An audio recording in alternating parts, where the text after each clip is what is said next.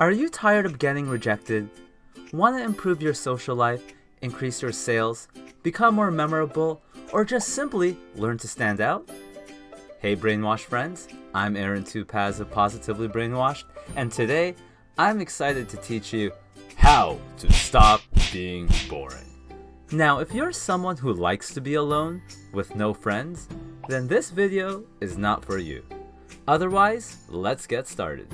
The first tip is to send people in an emotional roller coaster ride. There's an old saying by Maya Angelou. At the end of the day, people won't remember what you said or did, they will remember how you made them feel. Say this quote 100 times until it's engraved in your head.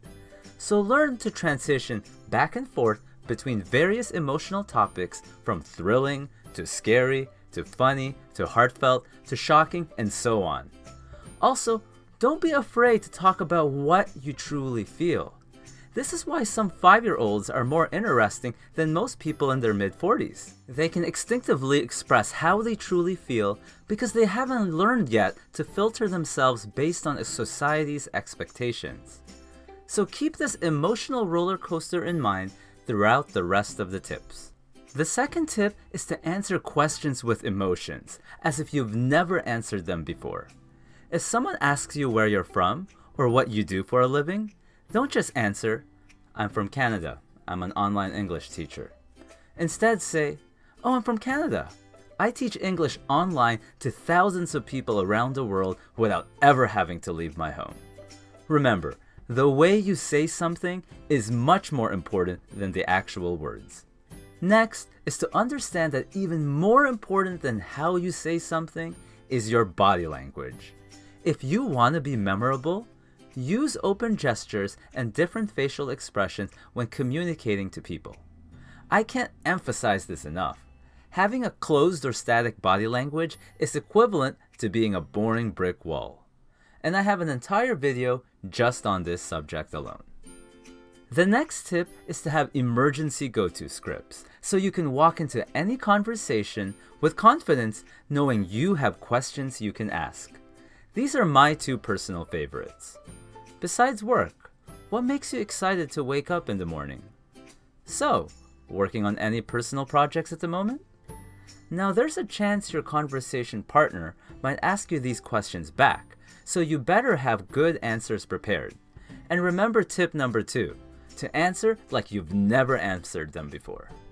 And to further help you, tip number 5 is to spend some time every day pursuing your dreams and goals. Yes, I know. This is a cliche answer, but it's important. Not only will this make you happier, but you'll now always have topics that you'll be enthusiastic to talk about. Now, if you're worried that your passion and goals won't interest your conversation partner, it's not a big deal. Really, because whether you're trying to lose weight or working on your business to escape the corporate world, or you have geeky hobbies, the important part is your positive energy, because that's contagious. You may even get people to start talking about their goals and dreams. The next tip is to guess things about people, like what they do, what program they're in, where they're from, or whatever. For example, "So what do you do for a living?" Let me guess. You're a professional football player. Now, even if you're wrong, you will make them curious why you thought that, and it usually makes for a great conversation. Now, when you're right, well, you sound like a genius or psychic. And if you're the funny type, you can even guess something obviously way off. Let me guess. You're Japanese, right? Tip number 7 is to challenge people. After someone has told you something like what they do for a living or their hobbies, challenge them with follow-up questions that make them dig deep. A really hot girl who has been approached thousands of times has probably answered the same questions over and over again, with guys simply responding with, "Really? Cool. Me too." Instead, ask follow-up questions that dig deep like, "Is this something you're passionate doing, or did your parents make you do this?" Ask more why and how questions like, "So why did you start dancing?" Because when you challenge people, your compliments afterwards will sound more validating when your conversation partner feels like they earned it.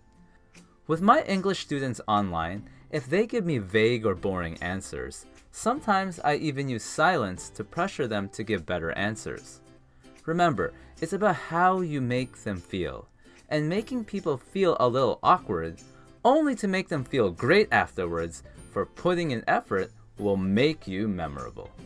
Tip number 8 is to sometimes take risks and talk about controversial topics.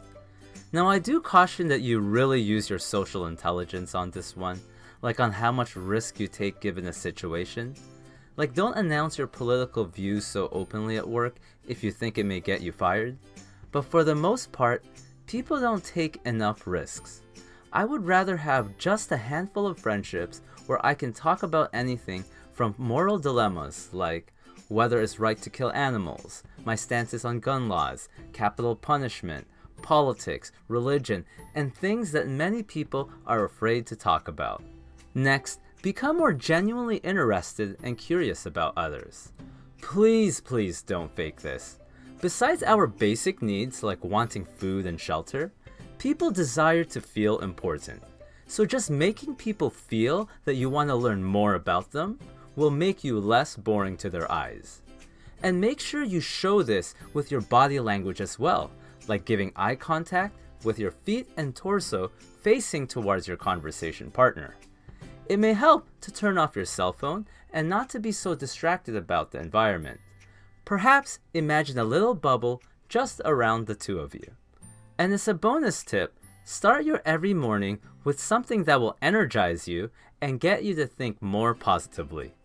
I personally wake up to my motivational audio alarm clock, so I start my every morning with a positive mindset, and then I listen to affirmations that remind me of all my goals, like to work out, to eat healthy, to work my butt off, to read a positive book, and much more. Remember, you won't learn to stop being boring overnight.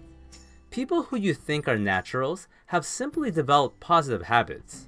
So by conditioning your mind every morning to become a better version of yourself, you can ensure to develop and maintain these habits and learn how to stop being boring.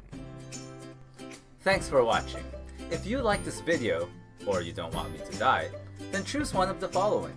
You can either A, subscribe and hit the bell button, B, listen to the share bear over there and show that you care, C, watch this video that YouTube is recommending for you, or D, why did you wait this long?